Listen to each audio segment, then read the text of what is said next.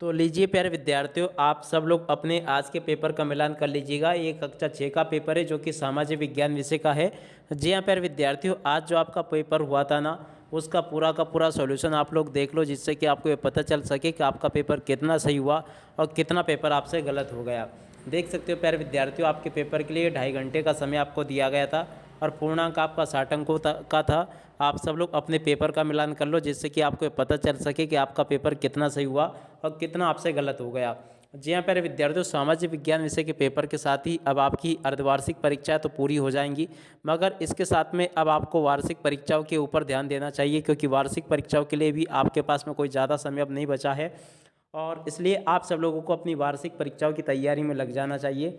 आप चलो जल्दी से हम आगे बढ़ते हैं, मिलाते हैं आपकी कक्षा 6 के सामाजिक विज्ञान विषय के पूरे पेपर को और इसके पूरे सॉल्यूशन को। तो देखिएगा प्यारे विद्यार्थी, इस प्रकार का पूरा पेपर था आपका ये। आप सब लोग अपने ऑब्जेक्टिव टाइप के क्वेश्चन का मिलान कर लो। पहला क्वेश्चन, अगर भारत में प्रातः के 11 बजे हैं तो उस समय लंदन में समय होगा। तो देखो प्यारे विद्यार्थियों, लंदन में उस समय सुबह के 5:30 बज रहे होंगे, ठीक है ना। ये इसका राइट आंसर आ जाएगा। और अगला क्वेश्चन पढ़ते हैं, मेहरगढ़ किस दर्रे के पास है। तो देखो प्यारे विद्यार्थियों, मेहरगढ़ जो है ना, बोलन दर्रे के पास। इसका राइट आंसर क्या आ जाएगा, बोलन दर्रा इसका राइट आंसर है। जी हाँ प्यारे विद्यार्थी, इस प्रकार से अपने पेपर का मिलान आप लोगों को कर लेना है। अगला क्वेश्चन का मिलान करते हैं जो कि यहाँ पर आपसे पूछा गया है। देख सकते हो प्यारे विद्यार्थियों, यहाँ पर क्वेश्चन पूछा गया, हड़प्पा कालीन नगरों की प्रमुख विशेषताएं क्या थी। तो देखो प्यारे विद्यार्थियों, यहाँ पर आप लोग देख सकते हो क्या लिखा है, चार दीवारियाँ पक्की ईंट से बनाई जाती थी, प्लास्टर के ऊपर चारकोल की परत चढ़ाई जाती थी, तालाब में भरने के लिए पानी कुएं से निकाला जाता था। तो इसका राइट आंसर आपका आ जाएगा ए, बी और सी, ठीक है ना। इसका राइट आंसर यहाँ से आपको लिख लेना है, ठीक है प्यारे विद्यार्थियों। देख सकते हो यहाँ तक के सभी क्वेश्चन और उन क्वेश्चन के आंसर मैंने आपको बता दिए। अब चलो हम आगे बढ़ते हैं, आगे क्वेश्चन के आंसर को देखते हैं। तो देखो प्रश्न नंबर 4 पूछा गया, लोकतंत्र में शासन होता है। तो देखो प्यारे विद्यार्थियों, लोकतंत्र जो होता है ना, उसमें शासन किसका होता है, राजा का, पुलिस का, अमीरों का या फिर जनता का। तो देखो प्यारे विद्यार्थियों, जनता का शासन होता है, इसका राइट आंसर ये आ जाएगा। अब इसके बाद में चलो आगे बढ़ते हैं, आगे के क्वेश्चन और उन क्वेश्चन के आंसर देख लेते हैं। देखिएगा प्यारे विद्यार्थियों, यहाँ पर आपको प्रश्न नंबर 5 दिया गया है, मध्य प्रदेश की सरकार सरकार का कौन सा स्तर है। देखो प्यारे विद्यार्थियों, मध्य प्रदेश की जो सरकार है ना, राज्य स्तर की सरकार है, यहाँ से आपको राज्य स्तर लिख देना है। देख सकते हो प्यारे विद्यार्थियों, यहाँ तक के सभी क्वेश्चन और उन क्वेश्चन के आंसर मेरे द्वारा आपको बताए गए हैं। अब चलो इसके बाद हम आगे बढ़ते हैं, आगे के सभी क्वेश्चन और उन क्वेश्चन के आंसर देख लेते हैं। तो देखो प्यारे विद्यार्थियों, बाकी का पेपर ये यहाँ पर आपसे पूछा गया है। पहला प्रश्न नंबर 7 का मिलान करते हैं, भारत का मानक यामनोत्तर है। तो देखो प्यारे विद्यार्थियों, प्रश्न नंबर 6 जो पूछा गया ना, इसका राइट आंसर आपका आ जाता 82 डिग्री 30, और यहाँ पर आपको लिख लेना पूर्वी देशांतर, ठीक है ना। 82 डिग्री 30 पूर्वी देशांतर भारत का मानक यामनोत्तर है।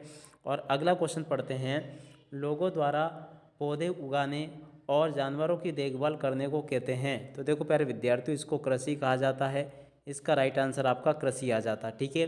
और अगला क्वेश्चन, हमारे देश में प्रणाली है। तो देखो प्यारे विद्यार्थियों, हमारे देश में कौन सी शासन प्रणाली है। तो देखिएगा प्यारे विद्यार्थियों, हमारे देश में संसदीय शासन प्रणाली है। क्या लिखोगे, हमारे देश में संसदीय शासन प्रणाली है। तो यहाँ से आपको ये लिख लेना, इस प्रकार से संसदीय शासन प्रणाली है। तो देखो ये भी मैंने आपको बता दिया। अब अगला क्वेश्चन पढ़ते हैं, सरपंच का कार्यकाल वर्ष का होता है। देखो प्यारे विद्यार्थियों, सरपंच का जो कार्यकाल होता है ना, कितने वर्ष का होता है। तो यहाँ से आपको 5 वर्ष लिख देना है, ठीक है ना प्यारे विद्यार्थियों। इसका राइट आंसर आपका 5 वर्ष आ जाएगा। और उसके बाद में चलो अब अगला क्वेश्चन का मिलान करते हैं। क्या लिखा है, जिले का सबसे बड़ा अधिकारी होता है। देखो प्यारे विद्यार्थियों, इसको या तो जिलाधीश लिख सकते हो या फिर आप लोग कलेक्टर भी लिख सकते हो, क्योंकि जिले का जो सबसे बड़ा अधिकारी होता है ना, उसे कलेक्टर कहते हैं, ठीक है प्यारे विद्यार्थियों। यहाँ तक के सभी क्वेश्चन और उन क्वेश्चन के आंसर मैंने आपको बता दिए हैं। और बाकी के देखिएगा प्यारे विद्यार्थियों, बाकी का पेपर तो आप लोगों ने देख लिया होगा और पूरा का पूरा समझ लिया होगा, और आशा करता हूँ कि ये पेपर आपका बहुत अच्छा गया होगा। जिस प्रकार के क्वेश्चंस आपके परीक्षाओं में पेपर में पूछे जा रहे हैं ना, ठीक उसी प्रकार से पूरा का पूरा पेपर का मिलान मैंने यहाँ से आपको करवा दिया। अब आप लोग मुझे बताइएगा कि ये पेपर आपका कैसा गया है। और अब आप सब लोगों को अपनी अगले विषय की तैयारी में देखिएगा, अब आपको अपनी वार्षिक परीक्षाओं की तैयारियों में लग जाना चाहिए, क्योंकि देखिएगा आपकी अर्धवार्षिक परीक्षा तो अब पूरी हो चुकी है। क्योंकि देखिएगा अब आपकी वार्षिक परीक्षाओं के लिए भी कोई ज़्यादा समय नहीं रहेगा है, तो इसलिए अब आप सब लोग अपनी वार्षिक परीक्षाओं की तैयारी करने अच्छे प्रकार से लग जाओ। अब देखिएगा इसी के साथ में इस वीडियो को यहीं पर पूरा करते हैं। नमस्कार, जय हिंद, जय भारत।